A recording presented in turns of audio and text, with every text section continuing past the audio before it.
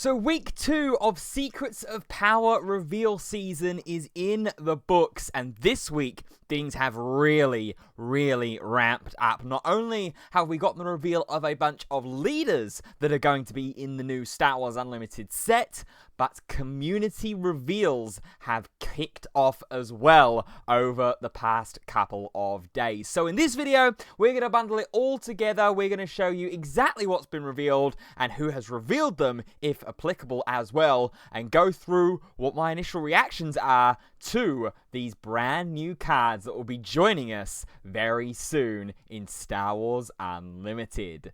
My name's Ben Fitzpatrick, I'm a TCG caster, and that means I just love talking about them. So let's do that right now. But before we go ahead and jump into today's video, if you do enjoy it, please feel free to drop a like rating on it. Subscribe to the channel if you haven't already as well. Like I know nearly 80% of the people that watch my videos have not done. If you're coming back on the regular and you're enjoying the content, you might as well subscribe. It is completely free to do so, and it helps me out with the support a ton. We are trying our best in that last stretch to get to 200 subscribers by the end of September. We've not got much longer to go. Can we beat the time to do it? That would be incredible if we can. While you're down there doing that though, be sure to drop a comment down below with what you think about all the cards that we're going to talk about here for Secrets of Power in this video, and also check out my link tree, which will be in the description with links to all my other social medias and things. You'll also see that in the link, before we get into the card reveals and things, of the recent planetary qualifier that I was fortunate enough to be a part of the casting team for in Shelton. 90 players that played in the last legal event for Force Throw. That's it. The card is gone now, suspended from Premier Play. So let me know what you think down in the comments of that one as well. But it was great fun to be a part of. Massive shout out and thank you to anybody that tuned in, and to my co-caster Callum as well, who was amazing during the event. The link will be in the description of the video, just in case you missed watching it live and you maybe want to watch it again, because that final was really interesting. 2 leaders I did not see making it to the final. So let's get underway then. Let's talk about Secrets of Power, because week 2 has been a bumper week for reveals. It's been initially quite leader heavy, which makes a lot of sense. These are going to be one of the new things that we're going to be playing with most in Secrets of Power. So let's go through and talk about them early on. We're going to start off with Colonel Yularen, who is a command villainy leader and has the action to exhaust the leader, attack with a unit. Then you may attack with another unit that costs less than it. So a little bit of a swarm style deck that we've got going on here in Command Villainy, which doesn't seem too bad. I mean, you think all the way back at the start of Star Wars Unlimited with Spark of Rebellion, there was that big discussion point about the aggro players of whether Sabine or Leia was the stronger leader to play, because Leia could obviously allow you to attack with multiple units on the same action.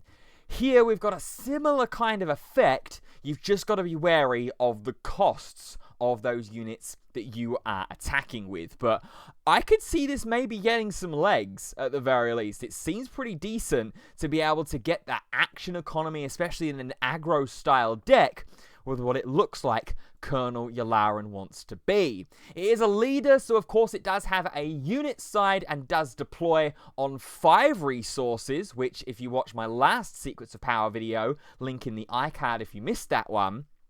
But historically, 4, 5, and maybe the upper echelons of 6 of resources to deploy for a leader has generally been pretty considered good, or a safe place to be, at the very least as a leader unit. It's a 4/6, so decent stat line as well.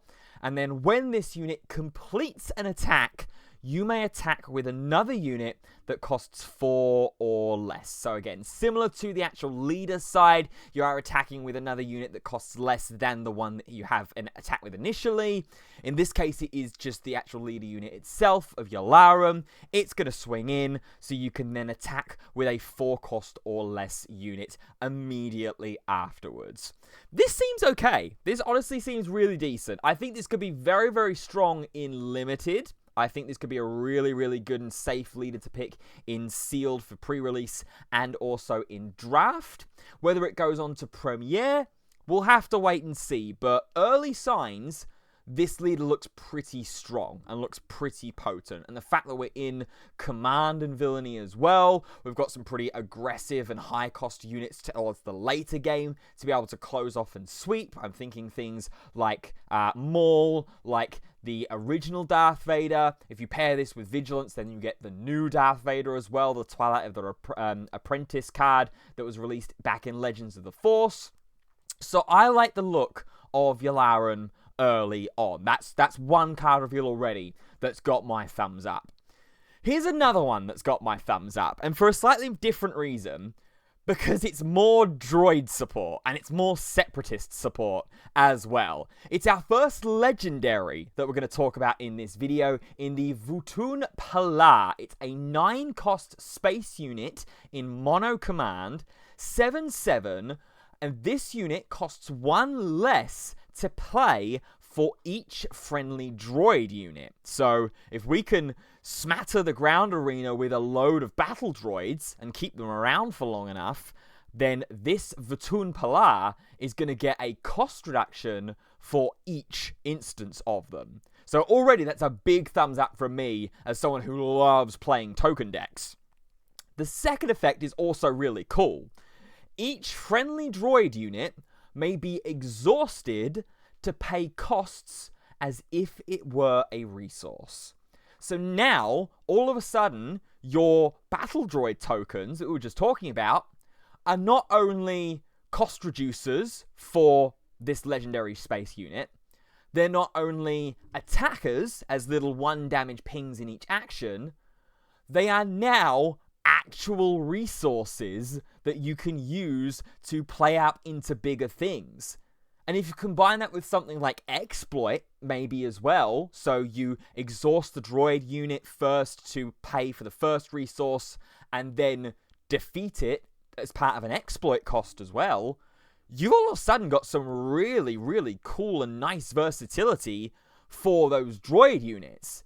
And you don't run into a situation where just like a blanket -1/-1 across multiple units or the ground arena or whatever just suddenly wipes out your entire force and you're not completely decimated by it. I really, really like the sound of this card. I really, really will be looking to try and make this work. I know that Captain Rex with the Unity of Purpose combo is probably one of the most popular token style decks in the format at the moment, along with obviously Vader Pilot as well, but that focuses more on the space arena.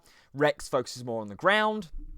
When you're looking at battle droids, I think Count Dooku was probably the closest that we ever got. I think there was a mono command Dooku list that was also running Droid Manufactory to help you create these battle droid tokens. So we'll have to see. It's certainly a card that I'm going to want to brew around. I do fear that it might end up a little bit of a pipe dream, like my General Grievous a Fine Edition combo idea was going to be and has become. I'm still working on that, don't you worry. I'll try and see if I can figure anything out for that and have maybe a video with some deck building and some gameplay on that one. But I like Vutun Pala. I mean, even if you get just a 2 cost reduction here as well with the droid effects, it's a 7/7 for 7 in space. That's still totally fine, in my opinion. Next up is another leader and another card that cares about tokens as well. As a tokens player, I am a huge, huge fan of all of the love that token units are getting in this set. So we've got Governor Price, a aggression villainy leader, which has the action to pay 1 resource and exhaust it to ready a token unit. This isn't bad. This is pretty decent. I mean, obviously we're getting the spy tokens coming out in Secrets of Power that are 0/2 with Raid 2. So being able to swing into base with Raid 2, reactivate it so that your opponent's just not immediately going and crashing into it, or you're having the versatility to go, Raid 2, restand, Raid 2. Not bad at all. The other side is really cool, though. It's 6 resource deployment, which is a little bit on the pricier side. 4/6, which when you're comparing to Yularen, obviously we're getting the same stat line for 1 sooner of a deployment cost. This unit gets +1 attack for each ready friendly token unit. And this is a static ability, importantly. It's not just on your turn. It's just as long as you've got a bunch of ready token units on your board, you're going to get +1 attack for each of them. And on attack, you get to create a spy token. Now, unfortunately, these spy tokens are going to come in exhausted. They won't come in ready because everything in Star Wars Unlimited enters into play exhausted unless either a card text says otherwise, or if you are a leader unit. Leader units always enter play in the readied position. So, Governor Price seems fun.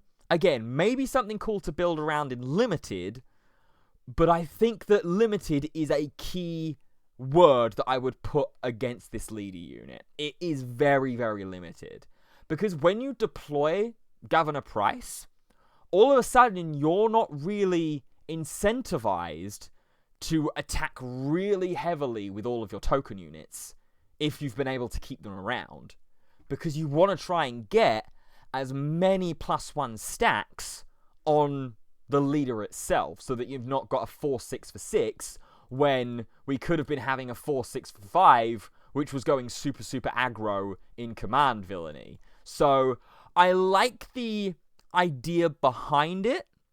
I'm not 100% sure if the execution is quite there, though. I want to believe more because, like I said, massive, massive tokens enjoyer. All the way back after playing Magic the Gathering, which was my first, true card game.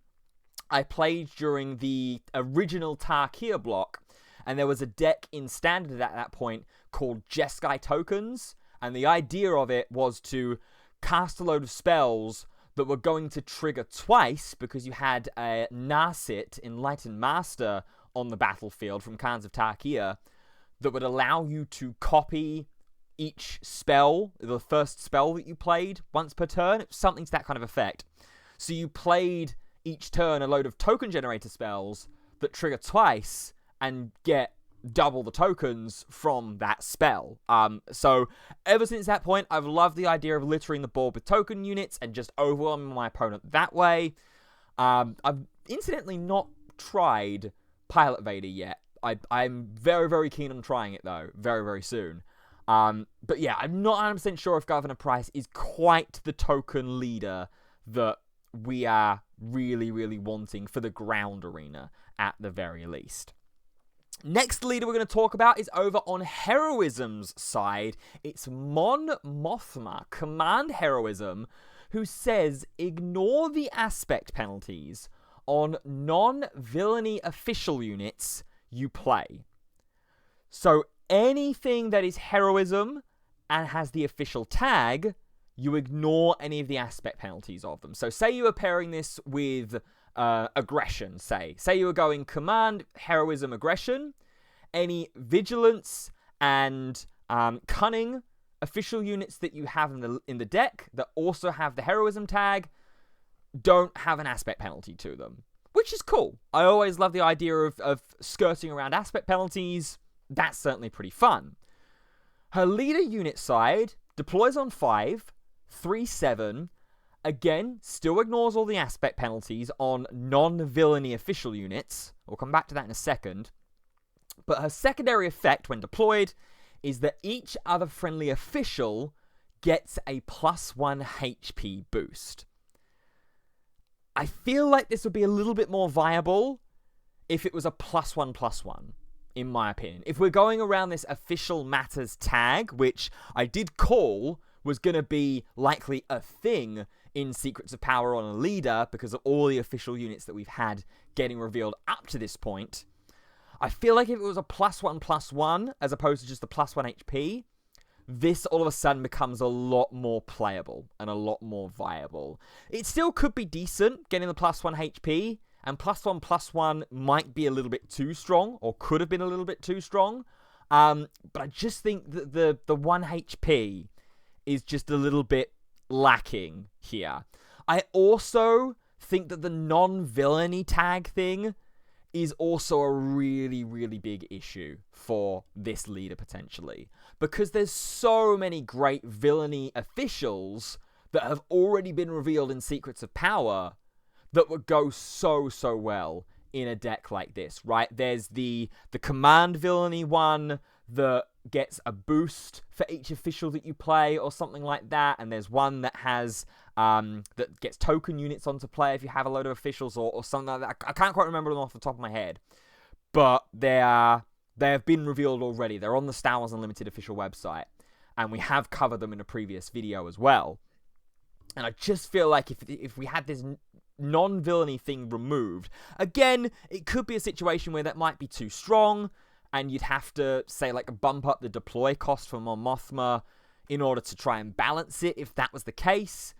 But I really think that one or the other, I think, could have done with changing here. Either give every official +1/+1 and still keep the non-villainy thing, or drop the non-villainy thing and still keep the +1 HP boost. That's my opinion, at the very least. I might be completely wrong.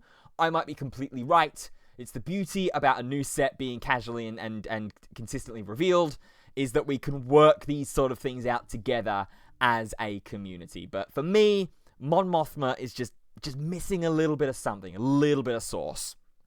Luthen Rael is next. Aggression Heroism leader that says, when a friendly unit is defeated while attacking, I should say, you may exhaust this leader. If you do, deal 1 damage to a unit or base. This is a really weird one on face value already, just on the leader side, because you're essentially making a kamikaze deck, basically. You are making a heavy trade deck, and you're looking for when defeated abilities, so things like K2SO fits into this deck beautifully. Cards like Heroic Sacrifice fit into this deck absolutely beautifully. It's those kinds of things that we want to trade into an enemy unit on the opponent's side of the board, have our unit be defeated, trigger that effect, and then also trigger the Luthen Rael leader ability as well. So that's at least on leader side. Leader unit side, it's a little bit better. Deploys on 5, which we've already established, common theme, pretty decent theme to have. 2/7, a little bit on the weaker side here power-wise, but that might be because when a friendly unit is defeated while attacking, you can deal 2 damage to a unit or base instead of the 1. And unlike the leader side, this effect isn't once per round. It's not once per phase. So this is an unlimited, as long as your friendly unit is being defeated in the attack, you can just continuously do the 2 damage. So definitely an interesting one here for Luthen Rael. I think there will need to be a few more cards with good when defeated abilities in Heroism, particularly. Obviously, we've got a bunch of them at the moment in Villainy to help funnel into Grand Admiral Thrawn. But I'd have to see just how many when defeateds are available in Heroism to really make Luthen Rael work.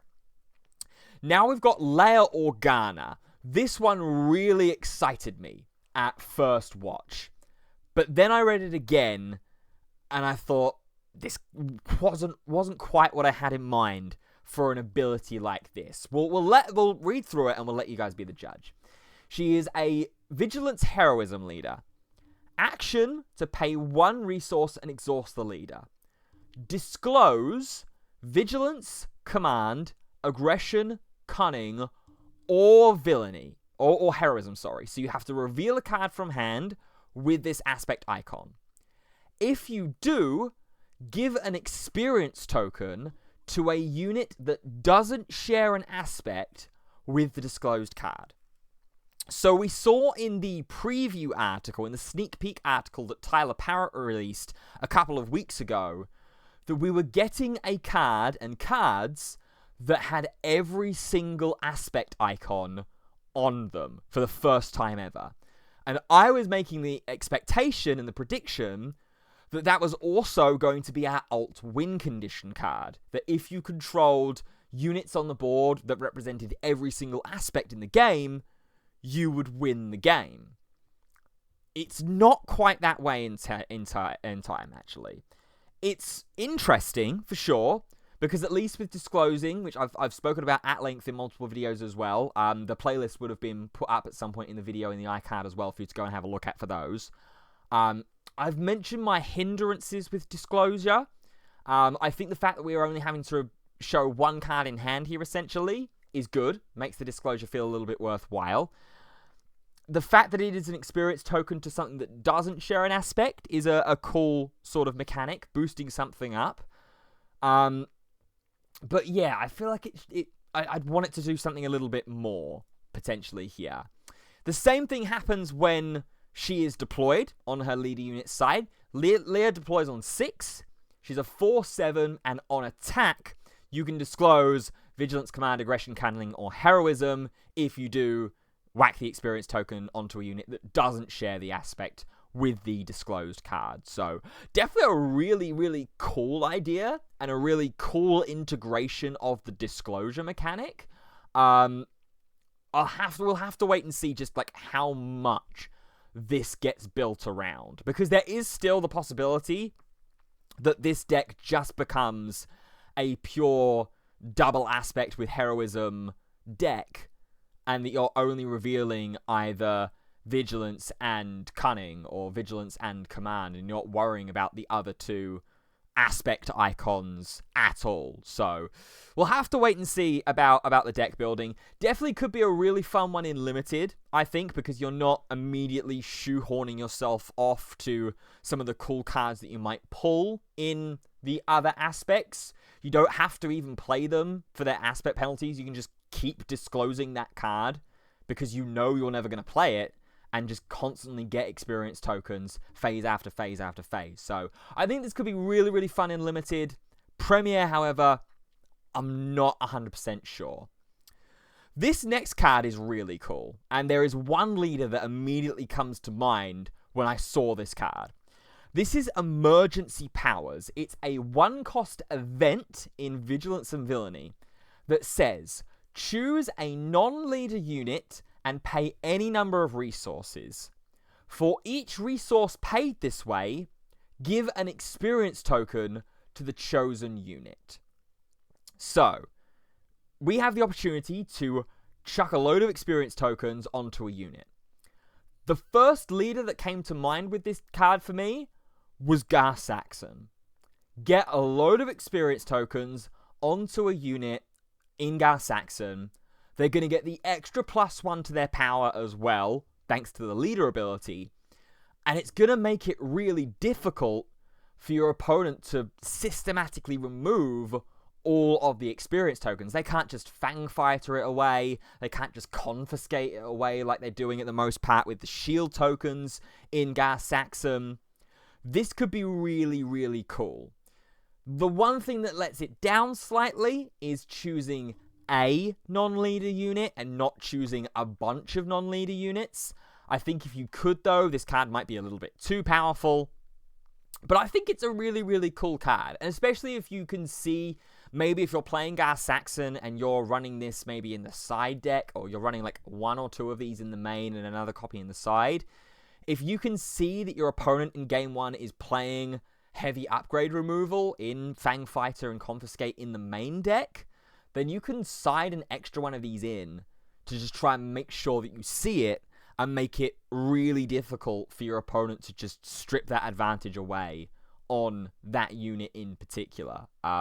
Obviously, if you're going up against an opponent on Gar Saxon and you say like win game 1 maybe, and then they side in a load of upgrade hate, this card still becomes okay, I think, but maybe not as, dangerous or potent as it could be, because your opponent's just going to go, oh, well, I'm just going to put triple Fang Fighter, triple Confiscate into the deck and, hope that I hit them more often. But this is a really cool card. I really, really like the idea of this card. And the hyperspace on this is going to go so hard with the Senate in the background in the prequel trilogy. So really a big fan of when we're going to get to see the hyperspace version of emergency power. Next up is a really fun one in terms of the character that is getting represented on this leader. C-3PO is getting his first leader card in Secrets of Power. He is cunning heroism, rightly so, and has the action on leader side to pay 1 resource and exhaust it. If you control an exhausted unit, exhaust a unit.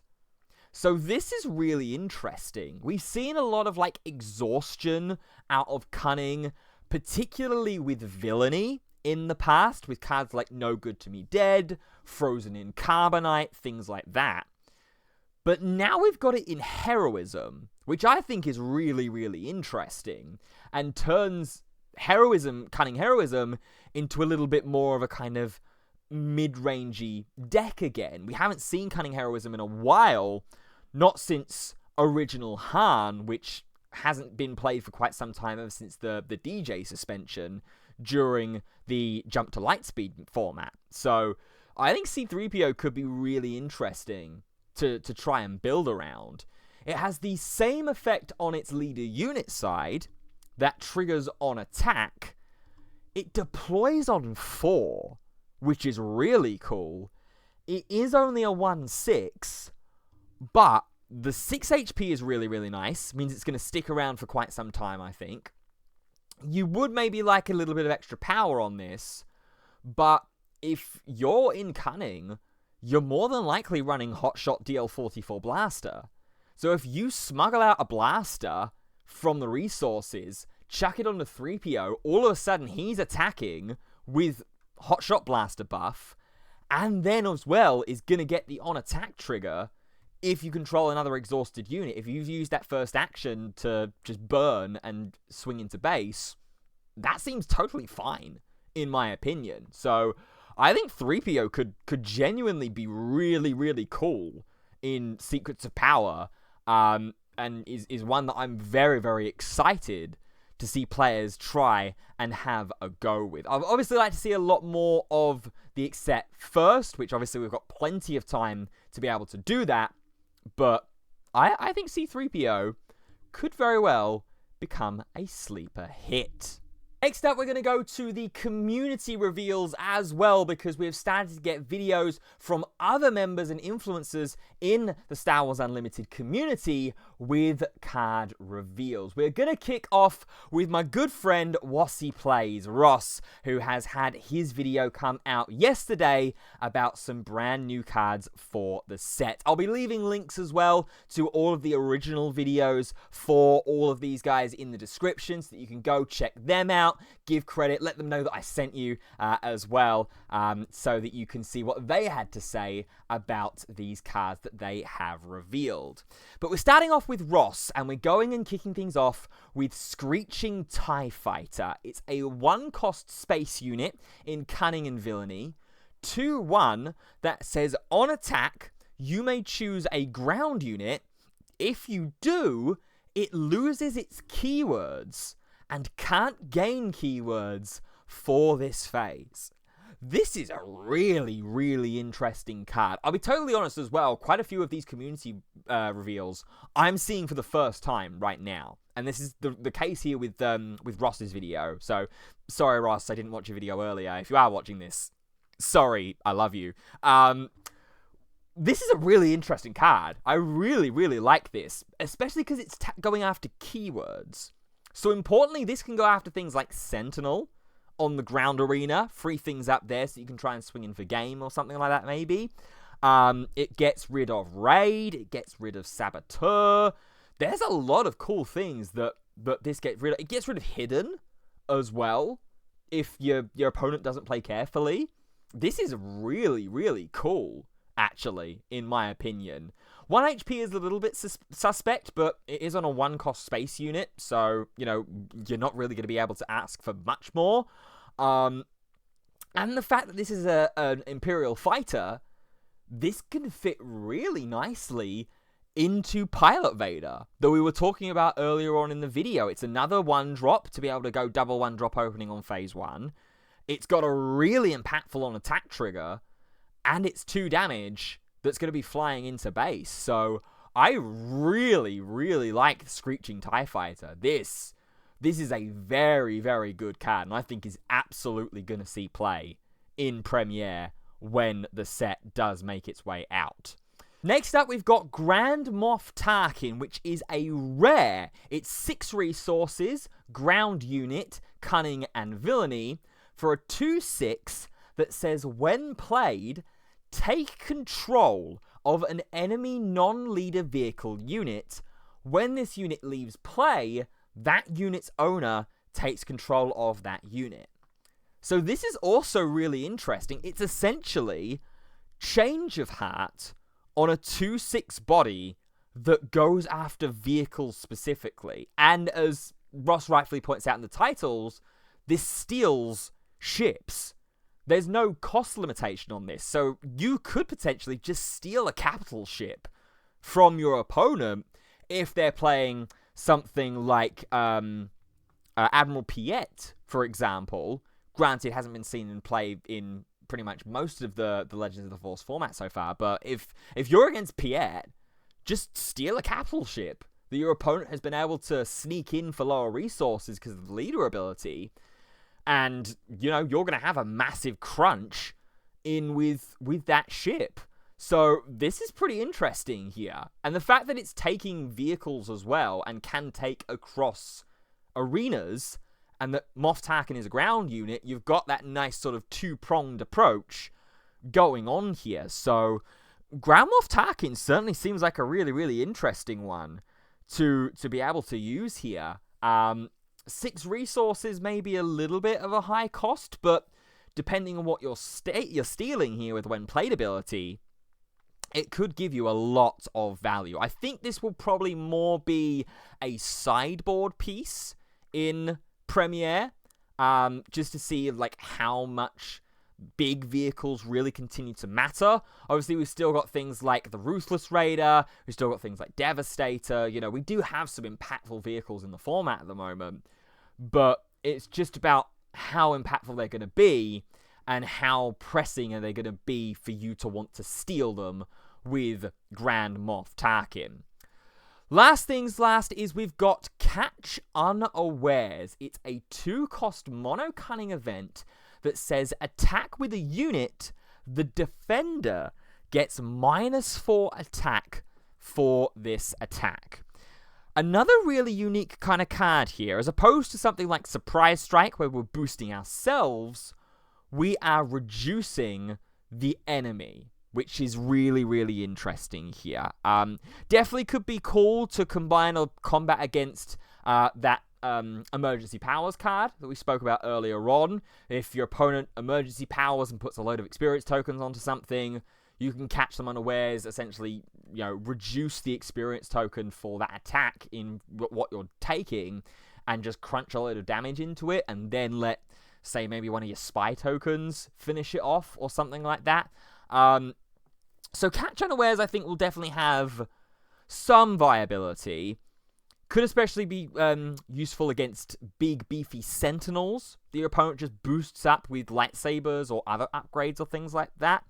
So Catch Unawares is an interesting one. Again, maybe probably more of a side deck choice, I think, here, just in case your opponent does have a big unit that you either need to crash into because they've got Sentinel, or you want to crash into because they're a big engine piece for them. So this is probably more of a sideboard piece that maybe a 2 of, in my opinion. But I might be wrong, as I said earlier. Let me know down in the comments exactly what you think. Next up, we're going to go over to the garbage rollers here with a couple of cards that they have revealed. First up is Ambition's Reward, a 2-cost aggression upgrade that gives +1/+1 and says when played, create a spy token. This one's nice and simple. This one seems okay to me, in my opinion. Could definitely be experimented with in a deck like maybe Gar Saxon. It's a +1/+1. It's a relatively cheap upgrade. and you're getting a spy token on the board as well, which seems okay. No plot on this. This could be really, really cool with plot. I feel like this could also be really cool in Kylo Ren Tarkin Town, the new We're Not Done Yet Kylo Ren that cares about all the upgrades being in the bin. This could be really, really cool, as opposed to using something like maybe Snapshot Reflexes. You could use Ambition's Reward. This seems just pretty solid, pretty well costed. You're getting, it feels like, enough value, and for a common as well. I think this is totally fine. I think this is a really, really cool card. Next up is Hondo Onaka. It's a 6-resource ground unit in Aggression Villainy, 6/5, that gives each other friendly unit raid 1, and also has the plot mechanic. So plot is an activatable ability for those that are maybe just catching up with Secrets of Power, that you can use similar to Smuggle, but it only happens when you deploy a leader. So as soon as your leader deploys, that's when the plot window opens up, and you can play cards with plot as you would cards with Smuggle. Hondo is an interesting one purely because of that other effect, that each other friendly unit gains raid 1. It doesn't say non-leader unit, and it's an Underworld card. So I think this could fit right at home in Cad Bane. Cad Bane Tarkin Town is still pretty popular in Legends of the Force at the moment. It's already in the right aspect pairings with what Cad is being played with aggression with Tarkin Town. So you can give another friendly unit raid 1. So you can give your Cad another raid stack and make it raid 3. There's also the legendary bounty hunter that also gives raid stacks, I believe, from Legends of the Force. I'll chuck it into the video quickly on the screen so you know which one I'm on about. I was very, very hyped up for it. And it has plot as well, so you just play it as soon as Cad goes ahead and deploys. And it's an Underworld card, so it will trigger the Cad pings as well. I really like Hondo. I mean, I've been a big fan about trying to include other Underworld cards into Cad Bane for quite some time. I've been a big fan of Lady Proxima, for an example, the 05 Aspectless card that I think does a base ping every time you play an Underworld card. I've been a big fan of that for a while. Obviously a big fan of the Bounty Hunter that I was talking about earlier. I think similarly I'm a big fan of this card. And it just begs the question of, like, deck space in Cad Bane, because it's already quite a streamlined deck as it is. And do you have an opportunity to fit this card in there now? I think, in my opinion, you kind of have to, because of that plot keyword. And it's been one of the few times where I've really seen plot feel like it could have a big, big impact with combination of Cad Bane. So I really like Hondo Onaka. I think this is one of my favorite cards of the week that we've seen for sure. We've already spoken about Governor Price, who is the token leader unit, so we will swiftly move on to the next set of community reveals. And that's going to be over at the guys with Ice Cave Radio. Charma and Doa, part of the casting team for the first ever Galactic Championships. Fingers crossed that I can be there in the second year.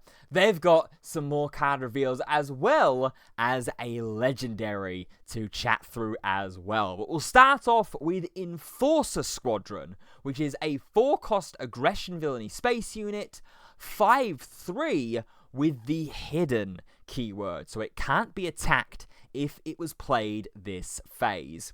This one seems okay, lopsided stats-wise, but into the attack portion. Could be really, really good for aggressive-style decks.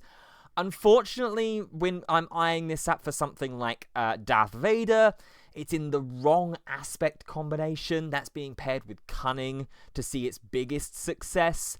And I'm not sure it's quite got the mechanics for Boba Fett pilot, Boba Data Vault. I'm not 100% sure because it's not working around that sort of that indirect damage or extra burn damage mechanic that Pilot Boba wants to get more of. So I'm not 100% sure where this fits in terms of leaders and decks that are out there at the moment. Whether we'll see another leader or another deck pop up through the Secrets of Power reveal window, we'll have to wait and see. But for me, Enforcer Squadron doesn't really tick a great deal of boxes for me in this one. The 5 attack seems really, really cool. And the fact that it's hidden as well means that your opponent can't just go, oh, okay, I'm just going to, like, Green Squadron A-Wing into this, and it's going to die, and that's 5 attack that you've wasted for 4 resources in your entire early game phases.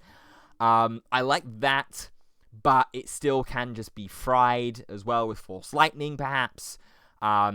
It just feels a little bit suspect, for my opinion. So, not 100% sure about Enforcer Squadron at this point, but I will always live to be proven wrong.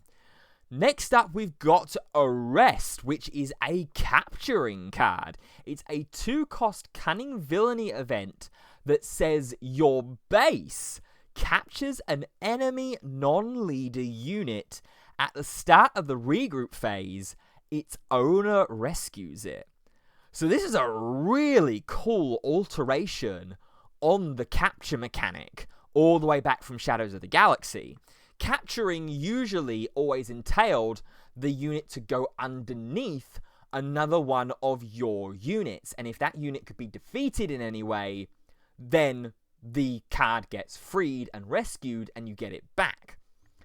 This card essentially just completely circumnavigates that, because you can't destroy the base in terms of at least a gameplay perspective. You can reduce the base to 0, obviously, in order to win the game, but there's no way to easily rescue this. And I think that any cards that say about rescuing specifically talk about units that the card is captured by. It doesn't speak about bases, I don't believe. So this is a really, really cool take on the idea, and it's what I really like as well with capturing for that reason. It just completely circumnavigates the threat that you've got about your unit just going ahead and being popped. So for something like the Sanctioneers shuttle, for example, in Cunning, that can capture with Coordinate, if you just go ahead and clear the Sanctioneers shuttle, you get the unit back straight away. Here, you're getting something out of the way that could be really, really bothersome. And, I mean, in theory, potentially just either win the game or just, like, clear the board from there to be a position where that as soon as the owner rescues it at the start of the regroup phase, the rescue isn't really going to matter. So, I really, really like the look of Arrest. I think this is another one of my favorite cards that we've seen so far get revealed from this week. Now, let's look at that legendary card, and it is Grand Admiral Thrawn. It's a 7-cost Cunning Villainy ground unit, 8/7, which says, when played, an opponent may choose a non-leader unit they control. If they do, this unit captures it. If they don't, ready this unit.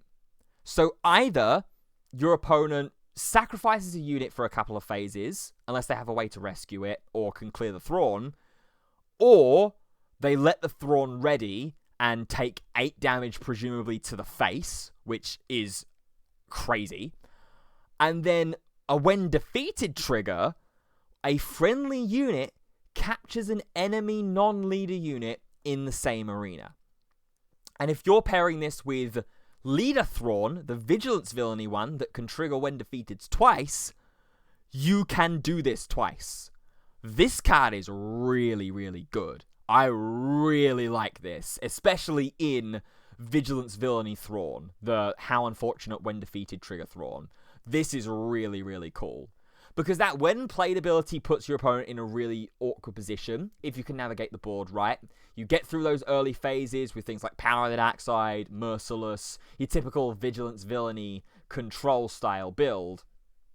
And then you play down the 7-cost Thrawn if you've got a way for them to only have 1 unit on the board and say to them, okay, do you want to lose that unit for a number of phases, potentially the entire rest of the game? Or do you want to ready this and let me punch you in the face for 8? Which is a really, really dangerous choice.